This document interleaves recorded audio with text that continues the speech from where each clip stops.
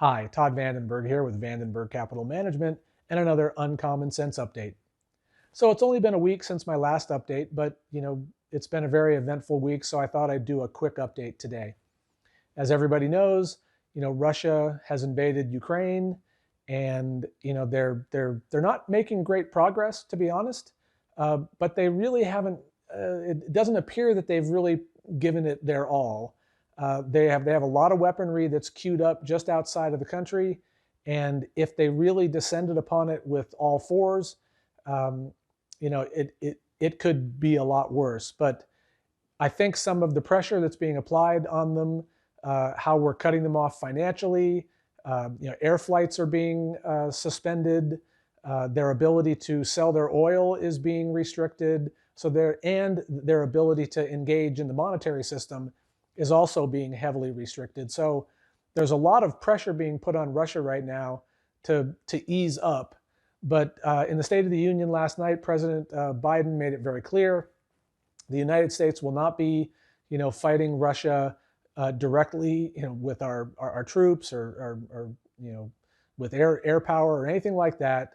As long as they stay away from NATO countries, we're going to stay out of this conflict, with the exception that we are sending what they call defensive weaponry to Ukraine, anti-tank missiles, Stinger anti-aircraft missiles, that kind of help, just to help them defend themselves against a country that, can easily overpower them if they pushed every bit of equipment into Ukraine, like right now.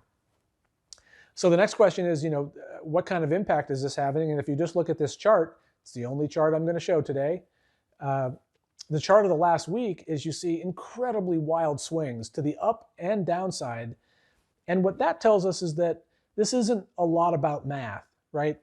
If this conflict was going to have a real, sizable material impact on the U.S. economy, you wouldn't see such wild swings to the down and then the next day right back up again. Today was a perfect example. Yesterday the markets were down pretty big. Today they were actually up more than they were down yesterday. And as you go back through the week, you sort of notice is that we're seeing that kind of, diametrically opposed movement. It's just evidence that this is a motion, and potentially some profiteers who are trying to make bets that the market will go down or the market will go up. They're using options and trying to manipulate the market a little bit. But outside of that, this just feels and looks a lot like a motion-based activity. So we're not really going to jump in and make any big moves right now. So, but to be clear, oil's above $100 a barrel. That is starting to already see its way at the pump in the United States. Gas prices are already starting to rise. We import, I don't know, 500,000 barrels a day from Russia. In the grand scheme of things, that's sort of a rounding error to the amount that we actually consume every day. But if it disappears, it's going to have an impact. Not the kind of impact that we saw back in the 70s when I was a kid. A lot of you may or may not even be old enough to remember this, but back in the 70s when we had the oil crisis, you could only fill up your car every other day depending on what the number was, the last number was in your license plate. It was called odds and evens. It was an interesting time. We're not there yet, and we likely don't get there because the United States has the capacity to significantly increase our own production to more than cover what we might lose from not importing from Russia. Many countries in Europe are not in that place right now. So we could easily see prices spike incredibly in Germany and other countries that are heavily reliant on Russia for their oil. But it is what it is, right? Their oil's being cut off. Their financial ability to access the financial system is being cut off. They're being cut off diplomatically. No more airline flights in and out of Russia.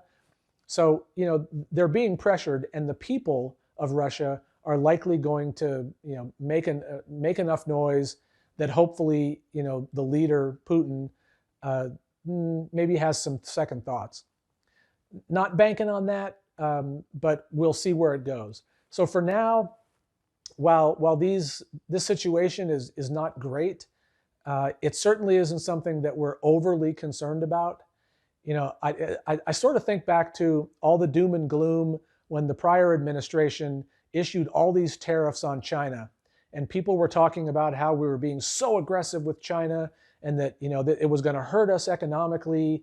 And here we are 2-3 years later from those tariffs, and our economy didn't collapse. In fact, many US companies are actually stronger today because they diversified their supply chains off of China than they were prior to these tariffs. So if we think about what the likely outcome of this conflict from our dependence and the world's dependence on Russian oil, I think that you're going to see a lot of countries taking a lot of steps to reduce their dependence on oil from Russia and from other maybe not so friendly countries. So watching these markets really closely, but I just wanted to get a quick update out there to let people know that, hey, this isn't the end of the world. Yes, there's some troubling activity in Russia and Ukraine, and you just can't help but to feel for the citizens of Ukraine. But it looks like there will be a much, much more positive coming out of this in the end. And that's what I need to be focusing on. And if you're going to be investing, you need to be focusing on that too. You can't get all wrapped up in the emotion of the day. You got to be able to take a step back and take a longer look. And you can already see it. Finland wants to be a part of NATO. The Ukraine the vote just happened, and they're going to let them into the European Union. So the more free countries that group together, the more protection everybody has from these types of activities from countries like Russia. So I see the world really applying a lot of pressure, and I can see that continuing. Might the fighting escalate, and might this get even uglier than it is now? That's really quite possible. But when it comes to the markets and your investments, you need to make sure that you take a step back and don't let the emotions guide you.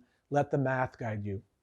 So if anybody has any questions about this or any other financial matter, please post a comment to this update, send me an email, give me a call. I'm happy to answer any question you might have. But that was your update. I hope you enjoyed it. If you did, give us a like, give us a share, and I'll be back again soon with another Uncommon Sense update.